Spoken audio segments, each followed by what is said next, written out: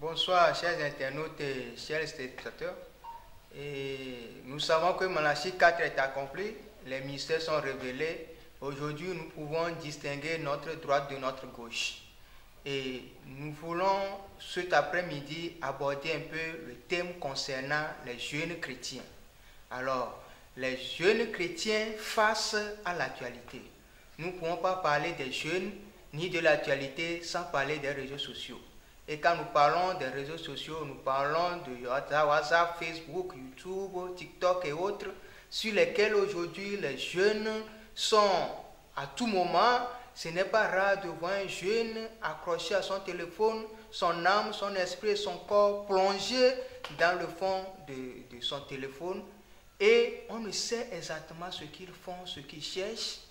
Et là, nous constatons des vies se créent, beaucoup de choses se passent, mais bien sûr, des vies se détruisent. Alors, ce soir, nous voulons savoir quel est l'impact de ces réseaux sociaux sur la vie de ces jeunes, quel est l'apport des parents et qu'est-ce qu'on peut faire concrètement pour aider ces jeunes. Alors, pour en parler, nous recevons cet après-midi notre frère, notre bien-aimé, notre frère Krishna. Très bonne arrivée. Merci beaucoup. Comment vous allez? Je vais bien par la grâce de Dieu. Merci d'avoir accepté notre invitation. Non, je vous remercie. Alors, vous qui êtes un jeune chrétien, croyant de ce message du temps de la fin, et qui avez fait l'expérience des réseaux sociaux, alors dites-nous exactement quel est l'impact de ces réseaux sociaux sur la vie des jeunes chrétiens. Et merci beaucoup de m'avoir accordé la parole. Comme vous venez de le dire, aujourd'hui on ne peut pas parler de l'actualité face aux jeunes chrétiens sans pourtant faire face aux différents réseaux sociaux qui existent. Il y a deux impacts, l'impact positif et l'impact négatif. Nous allons premièrement aborder les impacts positifs. Alors, pour parler des impacts positifs, nous prenons d'abord le plan scolaire. Sur le plan scolaire, par exemple, il y a des professeurs qui demandent aux étudiants ou bien aux élèves d'aller faire des recherches à la maison au moyen des réseaux sociaux, donc Facebook, YouTube et autres. Parce que ces professeurs ne peuvent pas tout donner. Ils sont derrière le temps, ils doivent finir aussi le programme pour mettre à l'aise les enfants pour affronter les différents types des examens qui existent. Alors, nous partons sur ces réseaux pour faire des recherches, pour s'instruire, pour avoir plus de connaissances sur les matières qu'on nous enseigne afin d'être meilleurs. Et nous parlons aussi des informations. Des informations qui sont sur ces réseaux sociaux. Par exemple, des choses qui se passent ailleurs, qui ne se passent pas sur la terre togolaise. Donc, on est informé grâce aux réseaux sociaux là. S'il n'y avait pas ces réseaux sociaux, peut-être qu'on ne connaîtra pas vraiment l'actualité des autres pays. Donc, ça nous permet de s'épanouir, de voyager en un mot. Parce qu'on n'a jamais été en France, mais on connaît Champs-Élysées, on connaît par exemple la Tour Eiffel, mais on n'a jamais mis pied en France, on connaît toutes ces choses. C'est grâce à ces réseaux sociaux. Il y a aussi la commercialisation en ligne. Nous pouvons mettre nos produits en ligne pour pouvoir avoir plus d'abonnés parce que les gens vont commander en ligne tout et tout et ça va nous permettre aussi à payer nos dîmes par exemple. Parce qu'un chrétien est celui qui respecte la parole de Dieu en entier. Donc si on travaille, que ce soit en ligne ou bien comme ça va rapporter quelque chose pour l'avancement du royaume. Il y a aussi la propagation de la parole. Par exemple, il y a certains pays qui ont reçu le message, mais il y a des localités plus éloignées où les églises du message ne sont pas encore arrivées. Mais il y a déjà des réseaux sociaux. Par exemple, en suivant en ligne les prédications, ça peut sauver l'âme de quelqu'un. Donc, ces réseaux sociaux sont devenus un atout pour des jeunes chrétiens aujourd'hui. S'il n'y a pas ces réseaux sociaux, je ne pense pas, c'est pas qu'on ne va pas vivre, mais on va vivre, on n'aura pas vraiment les informations qu'il faut. Voilà, donc ces réseaux sociaux sont un atout pour des jeunes aujourd'hui. Alors, parlez un peu des aspects négatifs. En parlant des aspects négatifs, j'aimerais dire que ces mêmes réseaux sociaux qu'on a vu tout à l'heure, avec les aspects positifs, constituent aussi des aspects négatifs. Pourquoi? Parce que ça nuit à la jeunesse aujourd'hui. Je peux parler, par exemple, sur Facebook, il y a la cybercriminalité. Les gens qui volent les identités des gens pour faire du n'importe quoi avec. Il y a des gens qui mettent leur vie privée, par exemple, sur les réseaux sociaux. Je sais que sur les réseaux sociaux, il y a des gens qui nous surveille, parce que nous nous disons que nous sommes des chrétiens, nous avons reçu le message aujourd'hui. Quelle est la manière dont nous vivons sous ces réseaux sociaux? Par exemple, nous mettons nos vies en ordre sous ces réseaux sociaux. J'achète une voiture, je mange, je mets ça sur Facebook. Il y a quoi de bon? Qu'est-ce que je vais gagner? Ça n'a rien d'importance. Ou bien je me trompe? Non. Ah, voilà, donc ces réseaux sociaux devraient être un moyen pour s'instruire, un moyen pour détruire notre connaissance. Ces réseaux sociaux sont devenus un moyen pour pouvoir régler des conflits. Aujourd'hui, j'ai un problème avec vous par exemple, je suis incapable de venir vous voir en face, mais je vais publier des choses sur Facebook vous concernant sans pourtant écrire votre nom. Vous en lisant, vous savez déjà que là on parle de moi et je fais du mal à mon frère. Ça ne devait pas être une vie de chrétien. Il y a l'harcèlement aussi. Il y a des gens, des pédophiles qui cherchent des jeunes sœurs aujourd'hui sur des réseaux sociaux en demandant des photos à moitié nues ou carrément nues. Ces mêmes photos, ils vont utiliser pour pouvoir harceler la sœur. Si elle n'acceptait pas leur demande, ils vont mettre ces photos en ligne. Vous voyez, donc ça détruit aujourd'hui des vies. Donc ces réseaux sociaux qui constituaient avant, lorsqu'on était au début, des impacts positifs. Nous voyons que ces mêmes réseaux sociaux détruisent aujourd'hui la vie des jeunes chrétiens. Ils deviennent dépendants de ces réseaux sociaux. Sur TikTok, vous allez voir des jeunes qui s'exhibent, qui mettent des vidéos sexy. Ça détruit l'influence des familles aujourd'hui. Parce que vous étant parents, je ne pense pas que vous serez content de voir votre enfant sur des réseaux sociaux exhibant tout son corps. Je ne pense pas. Pas du tout. D'ailleurs, il y a eu ce qu'on appelle la lomotive, où des jeunes gens s'exhibaient par-ci par-là. Et il y a eu une jeune qui a perdu la vie parce qu'ils ont tourné une vidéo où tout leur corps était dehors. Et ces réseaux sociaux, je ne sais pas par quel moyen, sont plutôt sur des réseaux sociaux. La jeune fille, en voyant ça, elle s'est donné la mort. Elle s'est suicidée. Vous voyez? Donc, quand ces réseaux constituent aujourd'hui une destruction massive pour des jeunes. Alors, parlons un peu des aspects négatifs. Oui. Alors, et qu'est-ce que ces jeunes peuvent faire, ces jeunes chrétiens peuvent faire pour pallier à ces influences négatives de plus en plus grandisantes sur leur vie? Alors, pour répondre à cette question, j'aimerais d'abord vous rappeler que moi-même, je suis un jeune, je suis passé par là. Tout est d'abord question de la décision. Tel que Frère Branham pouvait le dire, derrière chaque décision, il y a une puissance. Donc, il y a une puissance qui accompagne notre décision. Si nous prenons une décision, par exemple, de laisser la partie négative de ces réseaux sociaux, de se concentrer que sur la partie positive, voir des choses d'une façon positive, je crois que ça serait assez efficace pour pouvoir pallier à ces anomalies. Donc, la recherche de la relation personnelle avec Jésus, avec Dieu, c'est ce qui est très important. Parce que quand tu as le Saint-Esprit en toi, le Saint-Esprit va influencer les décisions. En réalité, c'est comme une histoire que Frère Branham racontait. En nous, il y a du genre deux chiens qui se battent, le noir et le blanc. Celui qui va prendre le dessus, c'est celui que tu nourris plus. Si tu nourris le chien noir, c'est celui qui va prendre le dessus. Si tu nourris le chien blanc, c'est celui qui va prendre le dessus aussi. Donc le chien blanc ici représente comme le Saint-Esprit. Si nous nourrissons la personne intérieure, je crois que la personne intérieure sera capable de dompter tout notre esprit, tout notre corps. Donc il va influencer nos décisions. Parce qu'aujourd'hui, si nous partons simplement à l'église et nous revenons, nous sommes comme un canard. Un canard, quand il rentre dans l'eau, il sort, il suffit qu'il bouge ses ailes. N'importe quelle goutte, la quantité d'eau qui était sur le canard va partir. Or, c'est parce que les chrétiens sont censés faire. Les chrétiens sont censés respecter la parole, mettre en pratique ce qu'on nous enseigne, vivre ce que nous vivons honnêtement. David pouvait le dire dans Puissance 1:1, que nous devons méditer la parole nuit et jour. C'est en cela qu'on aura du succès dans tout ce que nous allons entreprendre.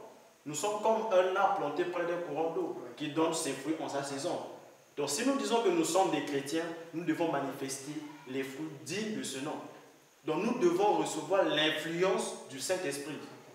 Sans oublier que Paul pouvait dire que les mauvaises compagnies corrompent les bonnes mœurs. Donc nous devons aussi savoir faire le choix de nos amis. Parce qu'aujourd'hui, si je ne suis pas assez mûr dans la prière, nous ne sommes pas assez matures, je peux subir l'influence des autres. Voilà pourquoi il faut savoir avec qui marcher. Le prophète pouvait dire, montre-moi avec qui tu marches, je te dirai qui tu es. Donc nos amis, nos façons d'agir prouvent ce que nous sommes. Donc en un mot, pour répondre à la question, le Saint-Esprit est très nécessaire pour pouvoir pallier à ces anomalies. Alors, nous savons que ces jeunes chrétiens ont des parents, les parents qui sont censés les éduquer dans la parole de Dieu. Oui. Alors, et comment les parents peuvent aider ces enfants à contrer cette influence grandissante des réseaux sociaux? Nous savons que chaque personne qui vient à l'église n'est pas censée être chrétien. Parce qu'il y a certaines personnes qui viennent juste pour chauffer les bancs, comme on a l'habitude de le dire. C'est-à-dire, dans l'église, nous avons trois sortes de croyants. Nous avons le véritable croyant, c'est lui qui croit et qui a le Saint-Esprit.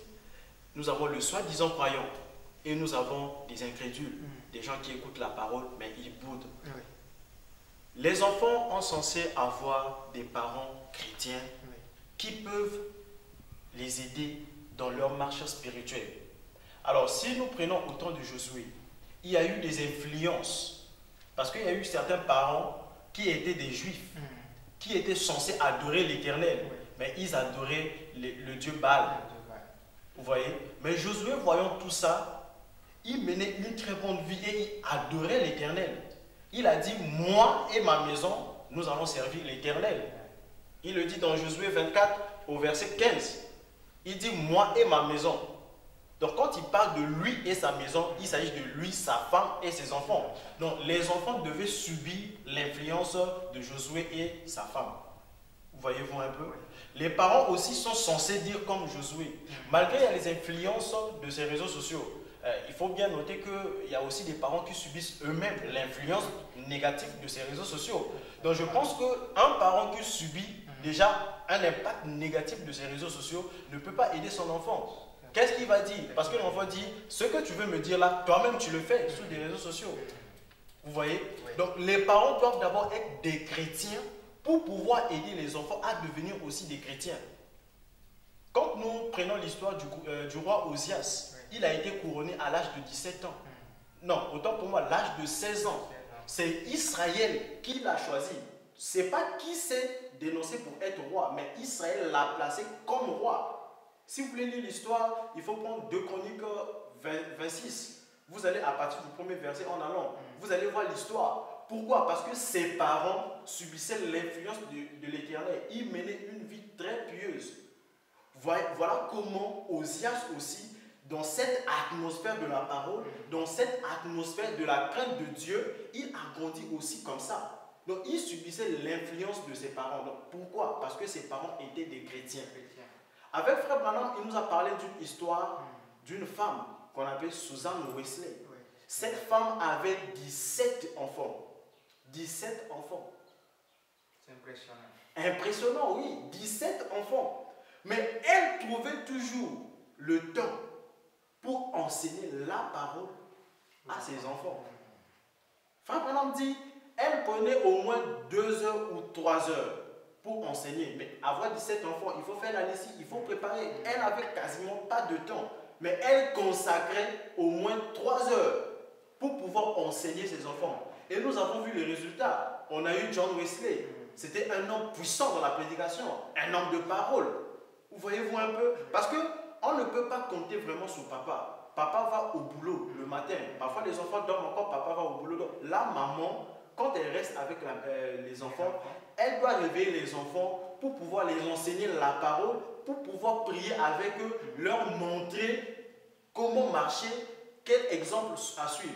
Voyez-vous un peu? Donc c'est en quelque sorte le rôle de la mère pour pouvoir influencer ses enfants. Donc si la mère subit aussi l'influence négative, les enfants aussi, donc vous comprenez un peu? Pour avoir des enfants qui ont crainte de Dieu, qui ne peuvent pas subir l'influence de ces réseaux sociaux, il faut avoir les parents chrétiens. Alors, pour les jeunes chrétiens qui subissent de plein fouet cette influence négative générationnelle, alors quel conseil vous pouvez leur donner? Comme conseil, Je pense que le Saint-Esprit est d'abord la chose primordiale que nous devons chercher. Parce que même Dieu lui-même a dit chercher d'abord le royaume des cieux, le reste sera donné par-dessus. C'est ce que nous devons faire aujourd'hui.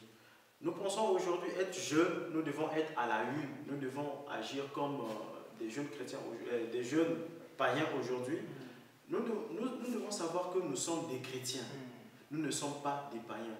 Si nous avons accepté d'être appelés chrétiens, c'est parce que nous devons suivre les pas de Christ. Si on suit les pas de Christ, ça veut dire que nous devons vivre comme Christ. Donc nous devons chercher d'abord le Christ en nous. C'est lui qui va influencer nos choix, comme je l'ai dit dans mon développement. Nous devons méditer constamment la parole, parce que c'est très nécessaire et très important. La méditation continue de la parole. Aujourd'hui, je peux avoir une mauvaise pensée, une mauvaise idée, mais si je me mets à méditer la parole, cette pensée va partir d'elle-même. Je n'ai pas besoin de faire un effort, parce que je médite constamment la parole. Voilà, donc nous pouvons aussi parler des conseils des parents. Quand les parents réunissent, par exemple, leurs enfants pour leur parler, si les enfants peuvent écouter ces conseils, ça serait très important. Parce que quand tu vas vouloir chercher à faire quelque chose, par exemple sur Facebook, TikTok, tu vas réfléchir, non, papa ce matin nous a conseillé sur ça, maman nous a parlé de ça, ça, ça. Voilà, donc je ne peux pas me permettre de faire telle chose. Et en plus, il y a Dieu qui me voit. Donc si nous avons toutes ces pensées, je pense que nous allons bien agir face à l'influence de ces réseaux sociaux. Donc nous partons à l'église, le pasteur prêche. Nous devons prendre cette parole, méditer, voir comment, si Christ revenait aujourd'hui, si je me laisse séduire par ces réseaux sociaux d'une façon négative, est-ce que je vais partir en enlèvement? Parce que c'est la promesse qui nous a été faite. Si nous partons à l'église, ce n'est pas par un plaisir, parce que nous avons une promesse. Pour pouvoir aller en enlèvement, nous devons être comme Christ. Or, Christ, c'est celui qui est la personne du Saint-Esprit. Donc, nous devons avoir le Saint-Esprit. Donc, le plus grand conseil que je peux donner aux jeunes aujourd'hui, c'est de chercher Christ réellement. Non pas faire semblant d'être des chrétiens, mais d'être des véritables chrétiens. Parce que étant véritable chrétien, je pense que tu sauras comment surmonter l'influence négative des réseaux sociaux. Merci frère. Merci. Merci d'être venu. Et je crois que vous serez disponible pour la prochaine fois quand nous allons vous appeler pour nous entretenir encore. Alors, les jeunes chrétiens, quand ils vont sur les réseaux sociaux, ils doivent savoir ce qu'ils cherchent et ce qu'ils veulent. Et parce que le diable s'y cache et il peut vous donner un coup fatal. Alors, nous sommes arrivés à la fin de notre émission Malachie 4. N'oubliez pas de vous abonner, de cliquer sur la cloche de notification pour avoir de nouvelles vidéos. Et merci de nous avoir suivis. À la prochaine.